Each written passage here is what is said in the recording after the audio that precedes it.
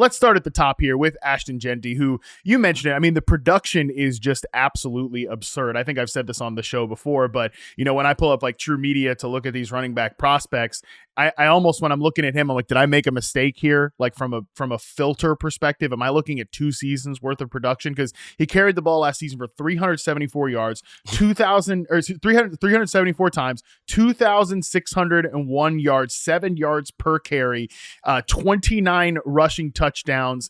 In terms of just what he did after contact, he did like a whole season's worth of production just rushing after contact, because he averaged 5.25 yards after contact per carry. So, Charles, this guy, from a production standpoint, absolutely absurd. When you watch him play, even when he goes against like better competition, because I think if there are Ashton Jeanty haters, because you've pointed this out, there has to be like haters for everybody now. We can't just like football players. Somebody's out there hating. There always is. Jeanty deniers be like, oh, he played Boise State, like he's running against these Mountain West defenses, whatever. Even when you see him go against good competition, you can see all the good traits that he puts together. Yeah, he's a special runner.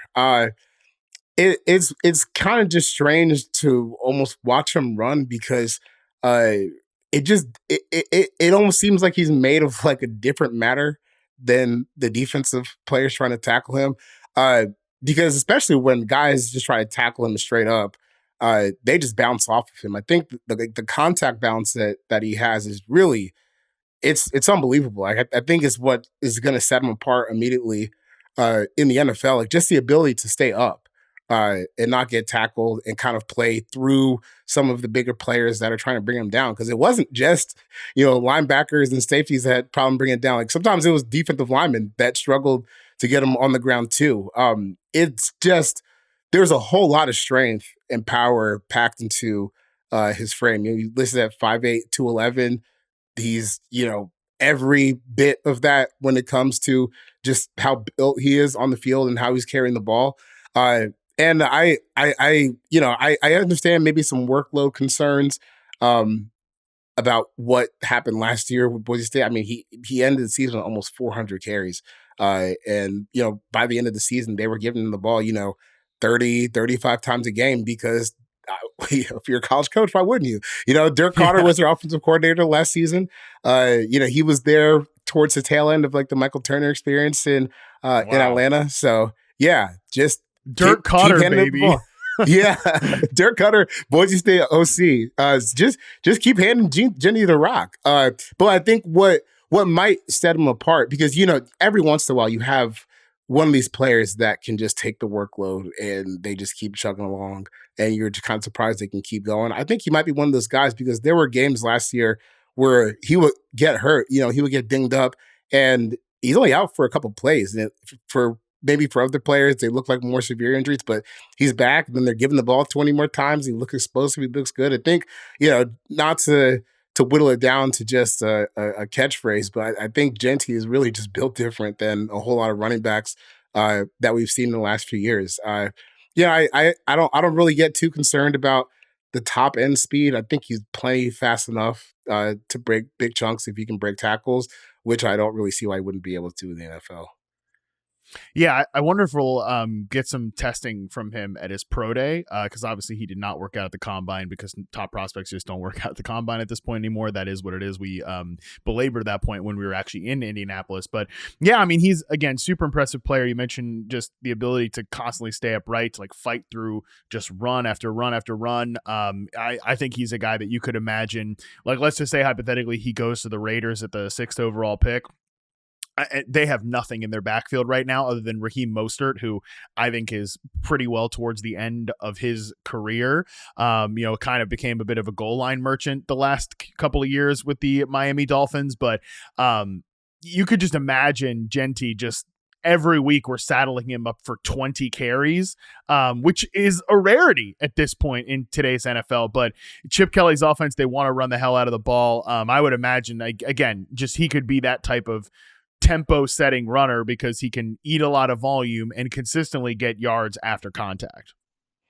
Yeah, this is to me, this is kind of like I don't know if it will have the same effect here, but how you saw last year where Derrick Henry Josh Jacobs, Saquon Barkley, they were kind of like the last pieces to their offense, and that really raised the floor for them.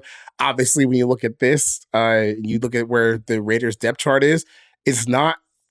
I don't know how much you're raising the floor here because you still have some work to do at wide receiver, but you're starting off with a credible quarterback, a quarterback who can work in adverse situations. In Geno Smith, you have one of the best passing game weapons in the league in Brock Bowers, who was a monster last year, and then you have Ashton Jeanty. I mean, that's a start.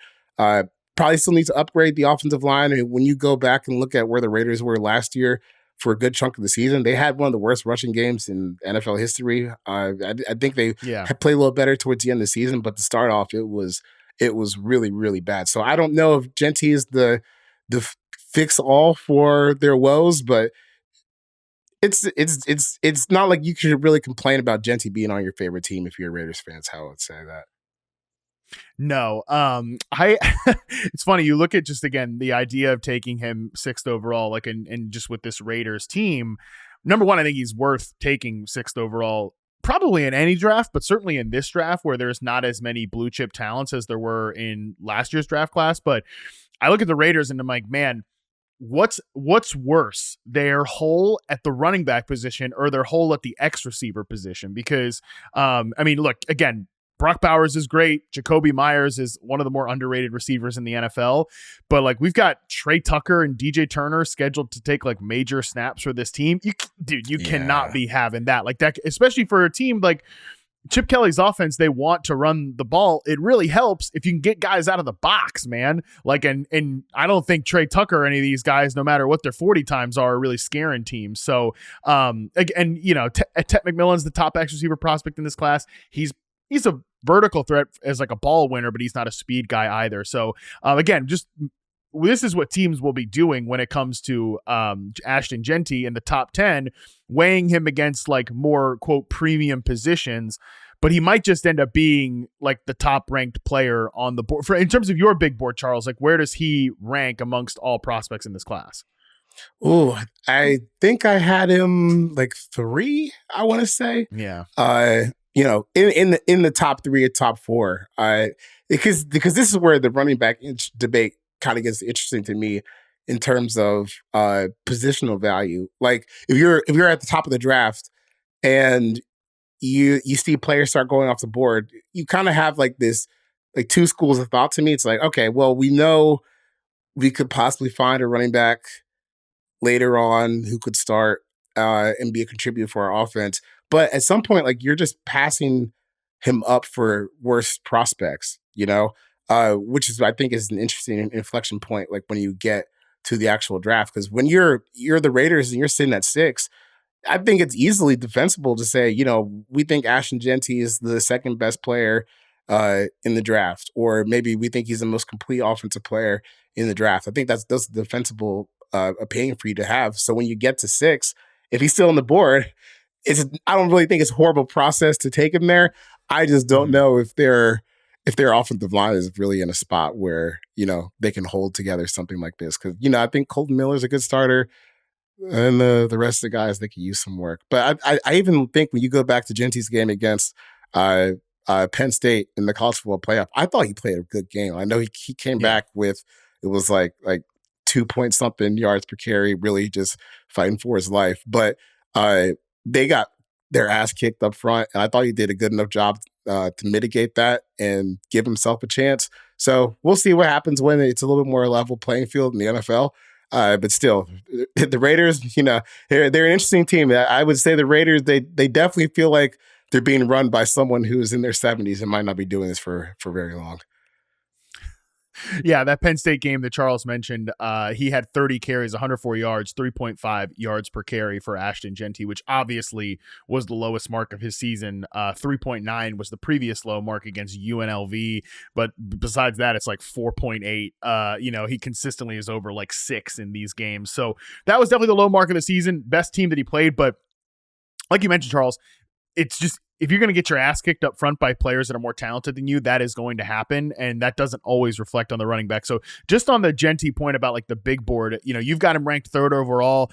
behind him is like Abdul Carter. You still have Ted McMillan as the 5th prospect, Will Campbell, Mason Graham, Cam Ward, but obviously he's going higher than that. But like once we get to like Tyler Warren at 9, Colson Loveland at 10, Jalen Walker at 11, that's the thing. Like once we get down to there, even like Micah Williams, the edge from Georgia, you have at 12. Like at some point you're just weighing worse prospects against the guy that for you and for many other people will be like a top 5 consensus player in the class. So even if he gets past the Raiders, I don't know if I would even, dude, this is like a nightmare scenario for a dynasty, but I could even see a team like the Saints, because they're just the weirdest team in the league, at the 9th overall pick being like, well, you know what? We want to win right now because we're running back our bad team from last year for whatever reason.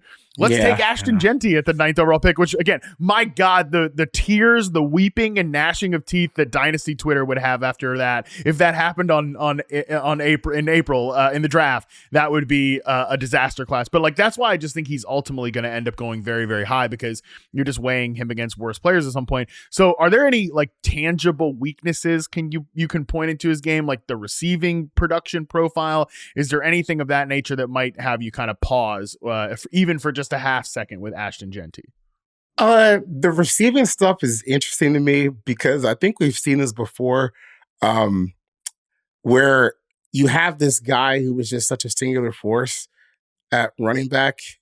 You almost go like, why would I throw it to you when I could just hand you the ball every single time? Yeah. And I don't think that means that you can or can't catch, because I think we've seen even guys like Todd Gurley in the past wasn't always used as like a big time receiver for Georgia, but when he got those opportunities, he made the most of them. And then you get to the NFL and you see he's just kind of an all world type of beast. So I think, maybe the receiving stuff is something he's going to have to get used to. But I wouldn't say it's something that he can't do. I think, when you get to weaknesses in his game, it's kind of nitpicking, but I think, sometimes, and I think this was really true for Penn State. You fight a little bit too hard to try and get some extra yards. You end up exposing the ball and having some fumble issues. But also, you have to just scale everything to 374 carries that he had last year. So I don't really see a reason to be scared here, unless you're just like the play style. We're not sure if that's going to hold up long term, because he is someone who's like just not afraid of contact. When you see him bounce off of guys, he really has no need to be afraid of contact. The long speed, I don't really care about. I think he's fast enough to break some big chunks, and he obviously did in college. So, just maybe taking a little bit more care of himself is what I would say. But that's a nitpick. It's a pretty small nitpick, I would say. To your point about why would I throw you the ball when I can just hand you the ball? Like typically, the passing game is more efficient. You get more yards per pass attempt than you do per rush attempt. He averaged 6 yards per reception as a receiver last year. He averaged 7 yards per carry last year, which is that is usually not the ratio of that. Usually the yards per carry is higher, so is lower. So again, Ashton Jeanty, great player. Obviously in this draft class, before we move on from him, I just want to play kind of like a quick comparison here. Like, let's stack him up versus recent top running back draft picks. So I've got every first round pick here at running back from, well, there wasn't any last year, obviously. So 2022 back to 2015. So Bijan Robinson, 8th overall in 2022. Who's a better prospect, Ashton Jeanty or Bijan Robinson? Oof. I think I go Bijan just because he's a little faster. Okay. So that was a better draft, though, 22. I would say at the top, it was a little bit of a better draft. But again, 8th overall, I can totally see Jeanty being in that range. Jahmyr Gibbs, 12th overall in that same draft. Who's a better prospect? Jeanty, because I feel like I can give him 300 carries in the season, and we can have that be a viable plan. Because Gibbs is great, but I think the presence of David Montgomery really helps him. When Gibbs when Jeanty can kind of be that guy on his own. Yeah, like Jahmyr Gibbs is one of the best players in the league. He's one of the best backs in the league. Would he be this guy on every team? I don't know. This is a very unique Lions rushing ecosystem, but I think he's a great player. I don't think we have to entertain Josh Jacobs, Najee Harris types from like the 20s in other draft classes. So unless you've got like any objections there, I think we can keep it moving. Saquon Barkley, second overall in 2018. Who's a better prospect, Jeanty or Saquon? Saquon. Yeah, That's the freak show. That I mean, because Saquon, he was running. I don't know if he hit 4.3 or if he was like right around the 4.41 range, but he was 240. At the combine doing that. Like that's what always blows me away about Saquon is like he's playing like 230 plus, and he's still breaking all these runs and doing all that stuff. So Jeanty is not quite that level of athletic phenom, but which is fine. Not many people are. Yeah, and by the way, like Saquon might still run a 4.4 at his current age, which is just what a freak show he is. And that was a class that did have a bunch of quarterbacks that went early, and whether it was the correct decision or not, Dave Gettleman still took Saquon Barkley at the second overall pick because that is how truly special he was, which obviously spawned the famous him typing on the computer meme. Dave Gettleman, no shortage of. Dave Gettleman's actually going to come up here pretty soon because in the 2017 draft, Leonard Fournette was the fourth overall pick in 2017. Jeanty or Leonard Fournette in terms of prospects? Obviously, Fournette kind of had a whatever career, but as a prospect, who do you think was better? Jeanty, just because Jeanty can create a little bit more on his own. I've gone back and watched the Leonard Fournette stuff after he, not I don't know if flames out the right word, just didn't live up to the fourth overall pick because he did have a pretty nice career when it was all said and done. But when you go back and watch some of the LSU games with Fournette, there's just so many wide open runways where it's just, you're not even being tested on, maybe making a cut in space or making somebody miss. You're just getting a full runway. And then you're at the second level, you're 240 running, in the 4.4s. And that's impossible for college defensive backs. But, I think Jeanty, he's in a spot where he can create a little bit more, break a little bit more tackles, a little more agile. So I'll take him. Okay, what about Christian McCaffrey in that same draft? Like I said, Dave Gettleman's going to come up here. He also drafted back-to-back seasons as a general manager, drafted a running back in the top 10. That is beautiful stuff. Yeah, I remember when he was when Dave was the general manager with the Giants when I was covering them, and he would be like, "Yeah, I drafted those guys early, and they're pretty good, right?" I'm like, "Yeah, I guess they are." Yeah, the teams just don't win a lot of games. Yeah, but you got me there. Saquon and Christian, definitely really, really good players. You got me there, Dave. But I think I would go with McCaffrey here, just because there was no holes really in terms of like what you had to be concerned about. No questions about the receiving. You're getting like a lot of punt return stuff too. Obviously, the running was crazy. I think I'll take McCaffrey just a little more well-rounded. He's a bit of like a different entity too because of what he presented as a receiving mismatch. Which I mean, as much as I like the pass catching ability of any of these guys, like Bijan, I still think could be a little further maximized there. Saquon obviously has been a high level receiver at times. Gibbs, was drafted, I think, primarily to be a pass catching asset for the Lions, but then he's just been so good as a runner.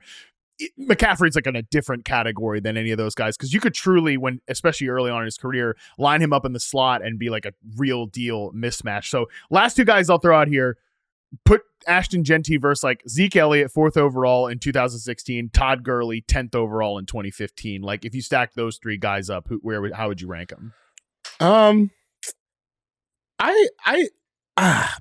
Maybe just like a hair below those guys. I do think Zeke is because I was a big Gurley guy that year.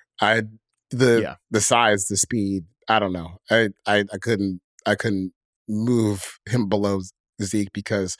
I was just too obsessed with like just the horsepower aspect of Gurley. So I think I would have him probably. I'd have Jeanty tied with Zeke, with a hair behind Gurley. But that's really just like physical profile stuff, because with Gurley, man, he was 235 for turning kicks to the house at Georgia. So. That was just kind of a different beast than not just Jeanty, but what a lot of guys are. And Gurley is one of the saddest like what if careers because his knees just failed. And he was retired and out of the league by like 26, which is crazy considering how it looked when he started.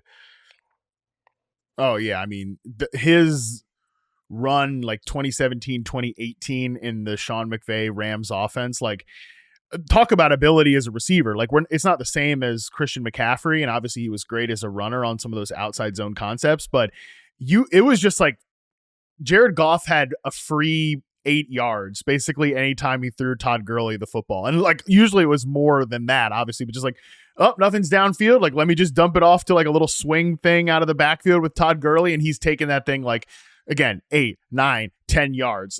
So he was truly like a cheat code. But this is the type of prospect Jeanty is he stacks up with some of these guys that have been drafted in the top 10, top 12. You know, maybe he's not the freak show that like Saquon Barkley was, or, you know, maybe he's not as explosive as Bijan Robinson, but he certainly is in this tier of players. And ultimately, I do wonder, like, if we did get any athletic testing data on him, maybe that does sort of push him up a little bit. I mean, it doesn't matter as much as running back as it does in other positions, but like just confirming some more freak show ability for him, maybe it does inch him up a little further in this list, because I think he has a unique ability to absorb a lot of punishment, and that's going to be great for any team that wants to draft him extremely high in the draft.